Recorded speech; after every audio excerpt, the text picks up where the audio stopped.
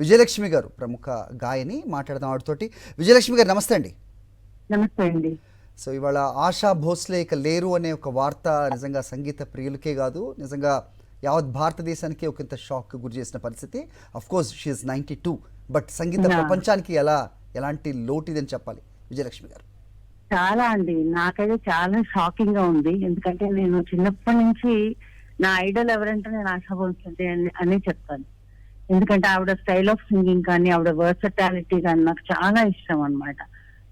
అసలు ఎంత షాకింగ్ గా ఉందంటే నాకు, అంటే ఎవరైనా ఈ ఒక సర్టన్ ఏజ్ అయ్యాక వెళ్ళిపోవాల్సిందే, ఇవన్నీ జీవిత సత్యాలు. కానీ కొంచెం డైజెస్ట్ చేసుకోవడానికి కొంచెం టైం పడుతుందండి. ఎందుకంటే చాలా బాధగా ఉంది. అంటే వాళ్ళు ఇప్పుడు పాడకపోయినా, యాక్టివ్ గా పాడకపోయినా వాళ్ళు ఉన్నారు అన్న ఒక ధైర్యం ఉంటుంది చూడండి, వాళ్ళు ఉన్నారు అన్న ఒక మంచి ఫీల్ ఉంటుంది. అది మిస్ అయిపోతాను డెఫినెట్ గా. అండ్ ఆవిడని ఎప్పుడు ఆరాధిస్తూ వచ్చానండి నేను. అండ్ నేషనల్ లెవెల్లో నేను రియాలిటీ షోస్ లో గెలిచినప్పుడు కూడా నేను ఆశా భోస్లే పాటలే ఎక్కువ పాడేదాన్ని అనమాట. సో అలా ఆవిడని చాలా ఆరాధిస్తా ఉన్న ఐడల్ గా భావిస్తూ వచ్చాను. సో ఇది చాలా దురదృష్టం. అంటే ఆవిడ ఎక్కువ బాధపడకుండా, అనారోగ్యంతో తీసుకోకుండా కొంచెం సులువుగా వెళ్ళిపోయారన్న ఒక చిన్న అదొకటి కొంచెం ఆనందాన్ని కలిగిస్తోంది. ఆవిడ ఎక్కువ బాధపడలేదు అనేసి. బట్ సంగీత ప్రపంచానికి మటుకు ఇది తీరని లోటు అండి. అంటే పెద్ద పెద్ద లెజెండ్స్ అందరు వెళ్ళిపోతుంటే ఒక్కొక్కళ్ళు చాలా బాధగా అనిపిస్తుంది నిజంగా. అంటే ఆవిడ తెలుగులో కూడా చాలా పాటలు, అంటే దాదాపు 20 భాషల్లో ఆమె పాటలు పాడారు. 12,000కు పైగా పాటలు పాడారంటే నిజంగా ఇది ఎంతటి గొప్ప ఫేట్ అనేది మనకు తెలుస్తుందండి.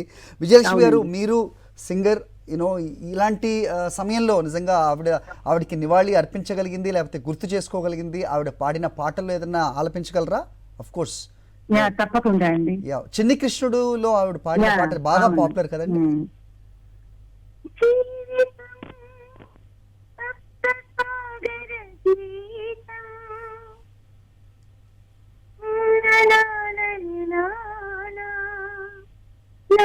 నాకు గుర్తు కూడా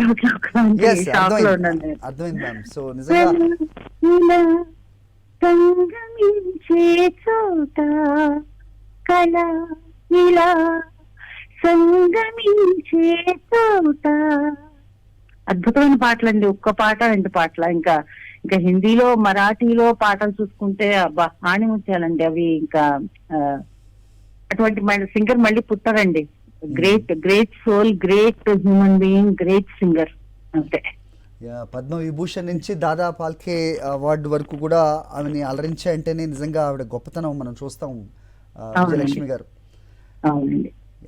బాలసుబ్రహ్మణ్యం గారు కూడా చాలా సందర్భాల్లో చాలా టిపికల్ వాయిస్ అని చెప్తుంటారు. ఒక సింగర్ గా మీరు చెప్పండి, ఆవిడ వాయిస్ లో ఉన్న ప్రత్యేకత ఏంటి విజయలక్ష్మి గారు?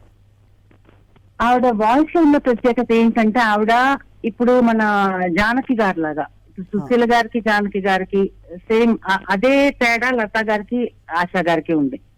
అంటే లతా గారి వాయిస్, సుశీల గారి వాయిస్ డివైన్ వాయిసెస్, అవి దైవదత్తం అనమాట. అటువంటి వాయిస్లు మళ్ళీ రావు.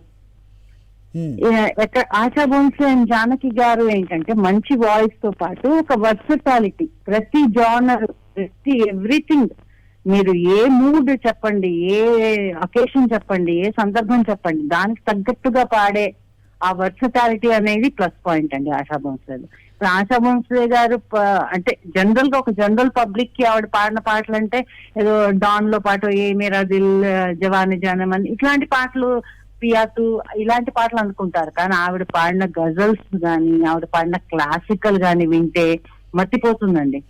అంటే ఇంత వేరియేషన్ లోనూ అంతటి టాలెంట్ చూపించడం అనేది చాలా గ్రేట్. ఎవ్రీ జానర్ పాడతారండి ఆవిడ.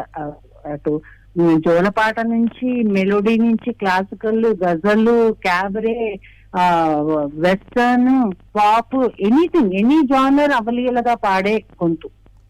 అది ఆవిడలోని గ్రేట్నెస్. నాకు కూడా అలా ఉండాలని ఇష్టం. అందుకే నేను కూడా అన్ని రకాలు పాడాలని కోరుకుంటాను అనమాట. ఇప్పుడు అన్ని జానర్స్ ని టచ్ చేయాలి, మనం అన్ని రకాలు పాడగలిగి ఉండాలన్నది నాకు ఇష్టం అన్నమాట. సో అందుకే ఆవిడని ఫాలో అవుతాను నేను. థ్యాంక్ యూ విజయలక్ష్మి గారు స్పందించేందుకు. థ్యాంక్ యూ అండి. Thank you.